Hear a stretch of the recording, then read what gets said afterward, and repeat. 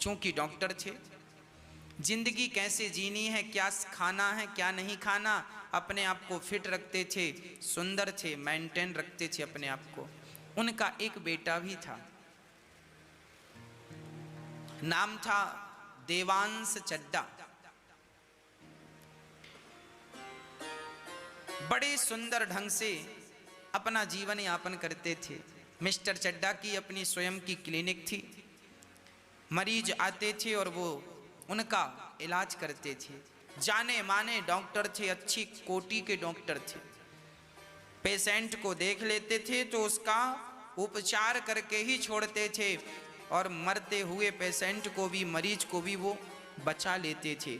इतनी बढ़िया दवाई थी, इतना बढ़िया उनका व्यवहार था। एक दिन की घटना है, मिस्टर चड्डा अपने समय के बड़े पक्के थे। मुंशी प्रेमचंद जी लिख रहे हैं, मिस्टर चड्डा अपने टाइम के बड़े पक्के थे। 6 बजे क्लिनिक बंद करनी है, मतलब करनी है। उनका नियम था कि क्लिनिक बंद करके और वो गोल्फ का खेल खेलते थे, गोल्फ का खेल खेलते थे। अभी मिस्टर चड्डा अपनी दुकान का शटर गिरा ही रहे थे कि एक बूढ़ा सा व्यक्ति, सिर पे पगड़ी, फटा सा कुर्ता, फटी सी धोती, नंगे पांव, उसकी गोद में 8 वर्ष का एक नन्हा सा बालक था। दौड़ा दौड़ा आया, चड्डा साहब, चड्डा साहब, डॉक्टर साहब, डॉक्टर साहब, देखिए मेरे बच्चे को क्या हो गया है, ये बोल नहीं रहा है, इसकी जबान रुक गई है, अभी बढ़िया सा खेल रहा था, अचानक ना जाने क्या हुआ, बहुत बीमार हो गया है, शरीर बहुत गर्म है, जरा आप इसका इलाज कर दीजिए। मिस्टर चड्डा ने घड़ी देखी, भाई 6 बज गए हैं, मेरे खेलने का समय हो गया है, मुझे अपने आप को फिट भी तो रखना है, समय हो गया है, एक काम करना, तुम कल आना। वो गरीब आदमी गिड़गिड़ाने लगा, डॉक्टर साहब ऐसा मत कहिए साहब, मैं मर जाऊंगा, हम बुढ़ा बुढ़ी का इस बच्चे के सिवा कोई सहारा नहीं है, यदि रात को इसे कुछ हो गया, बहुत तेज बुखार है, शरीर बिल्कुल जल रहा है, डॉक्टर साहब रहम करो, अनाथ हो जाऊंगा, मेरा कोई सहारा नहीं है, हाथ पांव भी नहीं चलते, कोई कमा के 2 रोटी खिलाने वाला नहीं है, रहम कीजिए, इस बच्चे की रक्षा कीजिए, आप पे मुझे पूर्ण विश्वास है, आप इसकी रक्षा कर लेंगे। मिस्टर चड्डा ने कहा, समझ में नहीं आता, कह दिया ना कि कल देखूंगा, आज मेरे खेलने का वक्त है, मैं नहीं देख सकता। ये कहकर मिस्टर चड्डा अपनी गाड़ी में जाकर बैठ गए। वो बूढ़ा व्यक्ति बच्चे को लेकर गिड़गिड़ाता रहा, डॉक्टर साहब रुकिए, ये देखिए इसकी हालत देखिए, पता नहीं रात भर में क्या हो जाएगा। और वो गिड़गिड़ाता रहा, रोता रहा, पर मिस्टर चड्डा, डॉक्टर साहब अपनी गाड़ी पे बैठकर वहां से चल पड़े। वो बूढ़ा फिर भी गाड़ी की ओर एक टकटकी लगाकर देखता रहा कि शायद इनका हृदय पिघल जाए, शायद ये मेरे बच्चे की रक्षा करने आ जाए, शायद मेरे बच्चे की जान बच जाए, पर डॉक्टर साहब नहीं आए। मिस्टर चड्डा अपने घर की ओर रवाना हो गए। ये बूढ़ा व्यक्ति अपने बच्चे को लेकर वापस घर गया और उस रात उस बच्चे ने दम तोड़ दिया। सही वक्त में उसे इलाज मिल जाता तो शायद उसकी जान बच जाती, पर मिस्टर चड्डा को तो गोल्फ का खेल खेलना था, समय के बड़े पक्के थे। उन्होंने कह दिया था कल आना, पर शायद वो छोटा सा बच्चा कल देख ना पाया, उसके जीवन का उस बुढ़ा और बुढ़ी के जीवन का वो चिराग सदा सदा के लिए बुझ गया। समय गुजरा, मिस्टर चड्डा का बेटा था, आज उसकी 20 वर्ष पूरे हो गए थे और आज उसके 20 वर्ष जीवन के हो गए। 20वां जन्मोत्सव चल रहा था। मिस्टर चड्डा ने बड़ी सी पार्टी दी। डॉक्टर साहब हैं, पैसे वाले हैं, बड़े लोग हैं और अमीर लोगों के ख्याल अलग हैं। बड़ी पार्टी दी। मुंशी प्रेमचंद्र बढ़िया लिख रहे हैं कि मिस्टर चड्डा ने बड़ी सुंदर पार्टी दी। सब अमीरों को बुलाया, आज मेरे बेटे का जन्मदिन है, आओ। बड़ी बड़ी पार्टियां, बड़े सुंदर तरीके से लोगों को बुलाया, स्वागत किया। सबके स्वागत में मिस्टर चड्डा और उनका बेटा दोनों ही खड़े रहे और दोनों ने हाथ जोड़कर सबका स्वागत किया। आइए आइए। मिस्टर चड्डा का जो बेटा देवांश चड्डा था, उसे सांप पालने का बड़ा शौक था। जहरीले जहरीले नांगों को वो अपने वश में कर लेता था और जड़ी बूटी कहीं मिल जाए सो चाहे 2000 की हो चाहे 10,000 की लाता था और सांपों को पालने का बड़ा शौक था। मेहमानों का तांता लगा हुआ था। मेहमान आ रहे थे, कोई कुछ खा रहा है, कोई कुछ खा रहा है, कोई तारीफ कर रहा है। मिस्टर चड्डा आपने बहुत सुंदर मैनेजमेंट किया, वाह कितना सुंदर वातावरण है। तभी देवांश के दोस्त आए और उन्होंने कहा, देवांश आज हम तुम्हारे सर्पों को देखना, नागों को देखना चाहते हैं। उसने कहा, रात्रि का वक्त है, सांप अभी अंदर हैं और अभी दिखाना ठीक नहीं है, अभी हम नहीं दिखा सकते आपको। तो एक दूसरे मित्र ने ताना मारते हुए कहा, हाँ हाँ हमें लगता है तुम सांपों को पालते जरूर होगे पर उनके जहर के दांत तोड़ देते होगे। देवांश को यह बात बड़ी बुरी लगी। उन्होंने कहा, ना हम दांत नहीं तोड़ते, हम तो साबुत जैसे सर्प हैं प्रकृति में वैसे के वैसे पालते हैं। तो दूसरे ने कहा, हम बिना देखे कैसे मान लें, अब तो बात शान की आ गई, नहीं दिखाते तो मित्रों को ये लगेगा कि दांत तोड़ के सांप पालता है। उसका पारा चढ़ गया, चलो हम तुम्हें दिखाते हैं। रात्रि का वक्त था, एक काले से नाग को उसने पकड़ा। अच्छा, नागों का स्वभाव होता है कि यदि नागों को यह पता चल जाए कि हमें इस व्यक्ति से खतरा नहीं है तो उस व्यक्ति को कभी हानि नहीं पहुंचाता। सर्प डंक तब मारता है, काटता तब है जब उसे ये लगता है कि इस व्यक्ति से हमें खतरा है। पर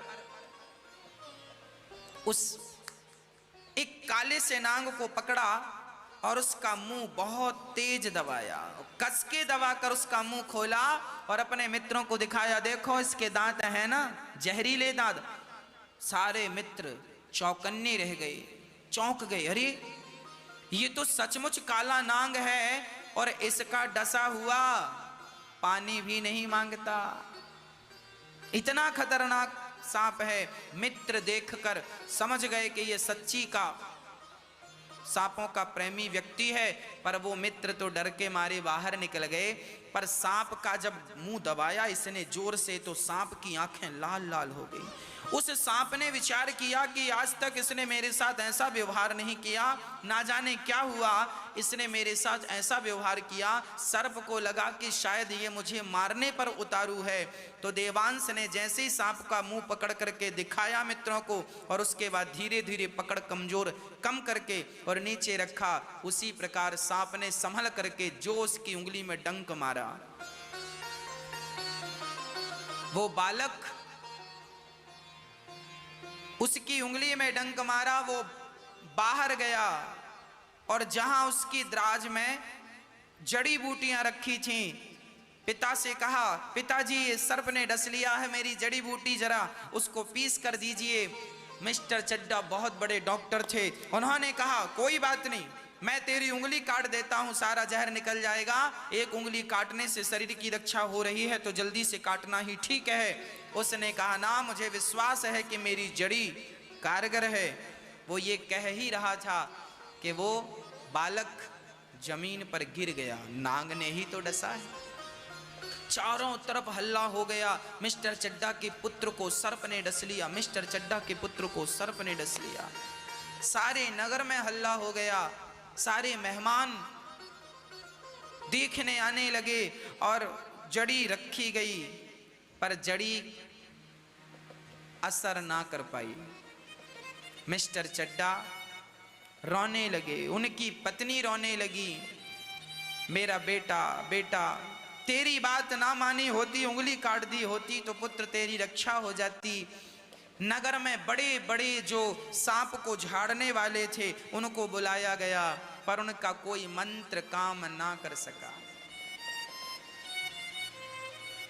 2 घंटे बीत गए, उसकी धड़कन भी धीरे धीरे बंद होने लगी।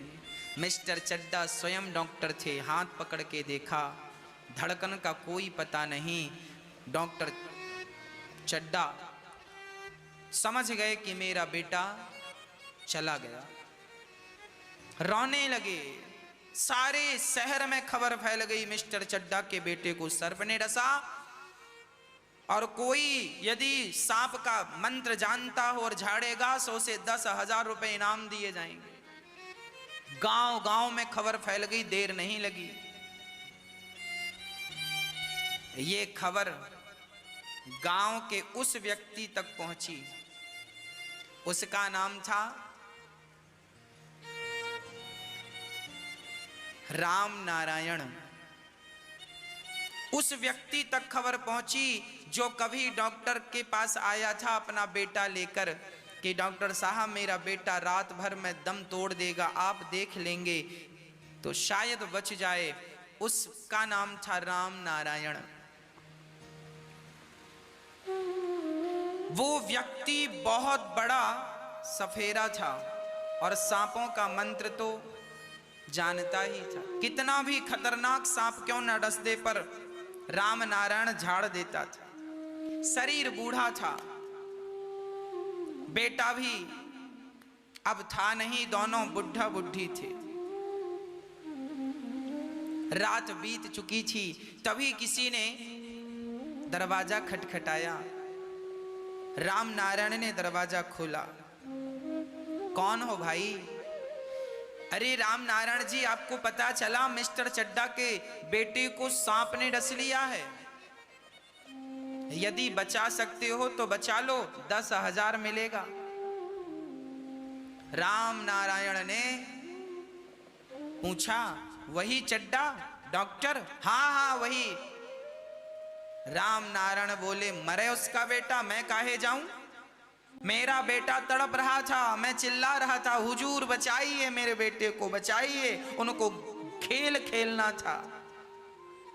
मेरे बेटे की रक्षा उन्होंने नहीं की, अब मैं क्यों जाऊं उनके बेटे की रक्षा करने? मैं नहीं जाता। किवाड़ बंद कर लिया।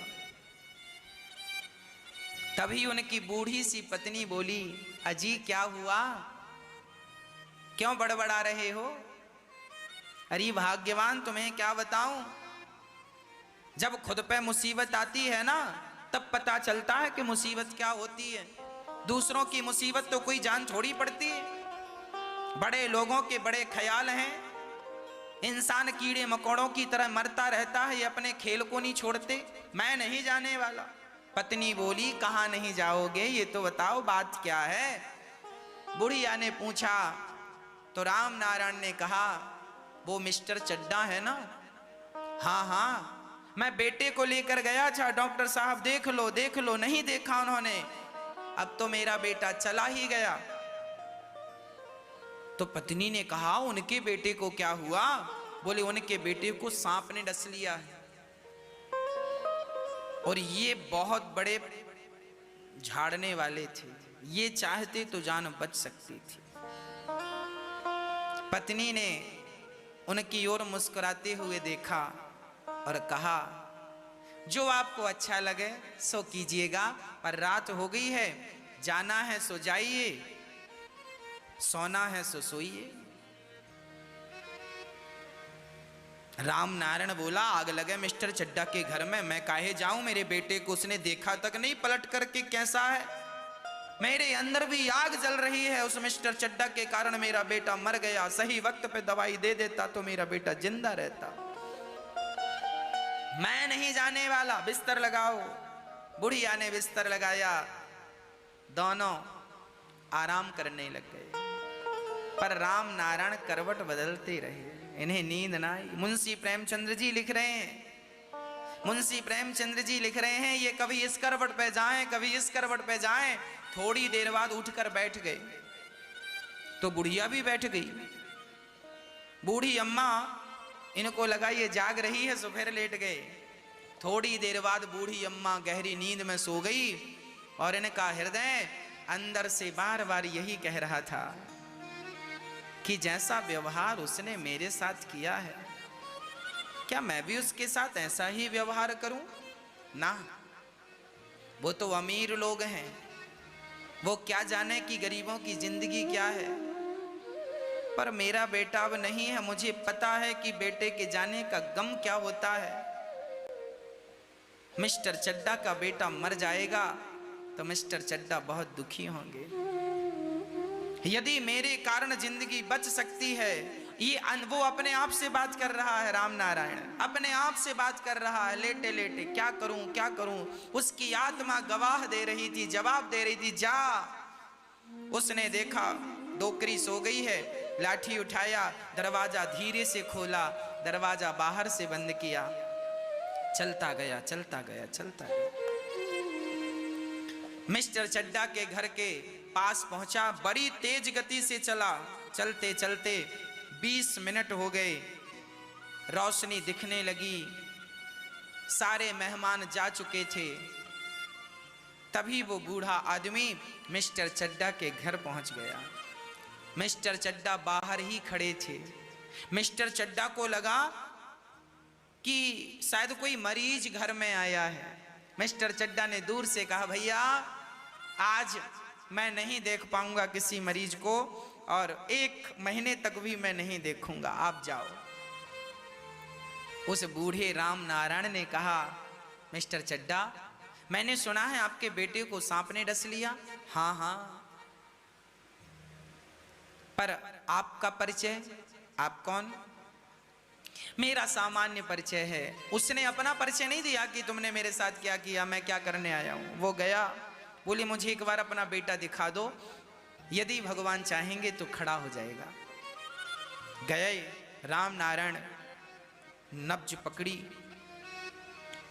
चड्डा, घबराने की जरूरत नहीं, सांप बहुत जहरीला था, पर फिर भी अभी इसके प्राण शेष हैं। पानी भरवा भरवा करके उसे ठंडे पानी से नहलाया, और जो मंत्र पढ़ा, इसका जीवन का जो अनुभव था, मंत्र पढ़ा, मंत्र पढ़ पढ़ के सारा जहर उतार दिया।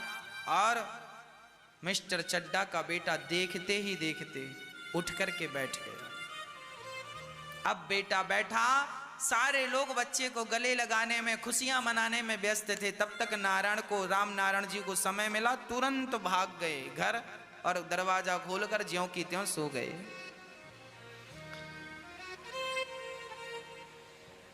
चड्डा ने देखा, भाई वो बूढ़ा व्यक्ति कहां गया? अरे अभी तो यहीं था, अभी तो यहीं था, चारों तरफ खोजा गया, पर कोई परिचय नहीं, कोई पता नहीं। सबको ये लग रहा था कि पैसे लेने आया होगा ना, वो तो पैसे भी नहीं लिया। मिस्टर चड्डा को धीरे धीरे याद आने लगा। मिस्टर चड्डा तुरंत गाड़ी पे उसके घर गए, पूछा कि वो कौन था। पता लगा कि वो फलाना था। गए, उसके हाथ जोड़कर बोले, आपका धन्यवाद। और ध्यान से देखा मिस्टर चड्डा ने, तो कहा कि मैंने आपको कहीं देखा है। हाँ साहब, एक बार मैं अपने बच्चे को लेकर आपकी क्लिनिक आया था, आपको खेल खेलने जाना था, सो आप खेल खेलने चले गए और मेरे बेटे की जीवन लीला पूरी हो गई। एक आप हैं जो किसी की जिंदगी इसलिए नहीं बचाते कि आपको खेलना है, और एक मैं हूं मुझे रात को नींद नहीं आई, केवल इसलिए कि आपका बेटा संकट में है। डॉक्टर साहब, यदि ईश्वर ने आपको कोई गुण दिया है, कोई योग्यता दी है, और यदि आपका वो गुण, आपका वो टैलेंट, आपकी वो योग्यता किसी की जान बचाने के काम आ जाए, तो समझ लेना कि आपकी वो विद्या फलीभूत हो गई। और आपकी विद्या किसी के काम ना आए तो केवल भार है, बोझा लेके घूम रहे हो, ये केवल भार है, बोझ है। बस मेरी माँ, डॉक्टर साहब की आंखों में झरझर आंसू गिर रहे थे। मैं आपका किस मुंह से शुक्रिया अदा करूं, किस मुंह से धन्यवाद दूं। जिस डॉक्टर ने इनके बेटे की जान नहीं बचाई, वो बिना बुलाए आधी रात को इनके बेटे की जान। इंसानियत कभी ना भुलाइएगा, कभी ना भुलाइएगा। मुंशी प्रेमचंद्र इस कहानी के पीछे यही कहना चाहते हैं, किसी भी हाल में, किसी भी स्थिति में, किसी भी परिस्थिति में आप अपनी इंसानियत का परिचय देना मत भूलिएगा, कभी मत भूलिएगा। डॉक्टर साहब का बेटा तो खड़ा हो गया और उनके हृदय में एक अजब सी उथल पुथल चल रही थी। क्यों मैंने इनके पुत्र की रक्षा नहीं की, क्यों मैंने इनके पुत्र की रक्षा नहीं की, क्यों मैंने अपनी इंसानियत का परिचय, मैं क्यों इतना निर्दयी हो गया कि मैंने तड़पते हुए पिता के हृदय को ना देखा, उस पुत्र की रक्षा ना की। जमीन पे माथा रख के डॉक्टर साहब माफी मांगने लगे। यदि आप मुझे माफ कर देंगे तो विधाता मुझे माफ कर देगा। उस राम नारायण बूढ़े व्यक्ति ने डॉक्टर साहब को हृदय से लगाया, कोई बात नहीं, मेरा बेटा गया तो गया, आपका बेटा तो सलामत है, मेरा जीवन पूरा हो गया है, मेरी उम्र पूरी हो गई है, इस बच्चे की उम्र भी बहुत थी, मैंने अपना धर्म निभाया है। आपसे बस यही कहूँगा, आगे से मेरे जैसा कोई दूसरा बाप अपने बेटे को लेकर आए तो आप खेल का बहाना मत बनाइएगा, आप उसकी जान बचाइएगा। यही कहते कहते मुंशी प्रेमचंद्र जी इस कहानी को पूरा कर देते हैं। अर्थ, ये जिंदगी बोझा बन जाती है। हम पूरी जिंदगी अपने लिए करते हैं, पूरी जिंदगी व्यर्थ का एटीट्यूड लेकर घूमते हैं, व्यर्थ का ईगो, अहंकार लेकर घूमते हैं, एटीट्यूड में जीवन जीते हैं। पता नहीं किस बात का व्यक्ति अहंकार करता है। जिस व्यक्ति को आप दो कौड़ी का समझकर उसे दुत्कार देते हैं साहब, पता नहीं वो व्यक्ति कब आपके काम आ जाए। इसलिए कभी किसी का अनादर, अपमान ना कीजिएगा। आप किसी का अपमान करके क्या स्वयं का सम्मान बढ़ा सकते हैं? नहीं ना। इसलिए किसी का अपमान ना कीजिएगा। किसी का अपमान आप करेंगे तो वो उसका नहीं, आपका अपमान है, और किसी का सम्मान आप करेंगे तो वो उसका नहीं, आपका सम्मान।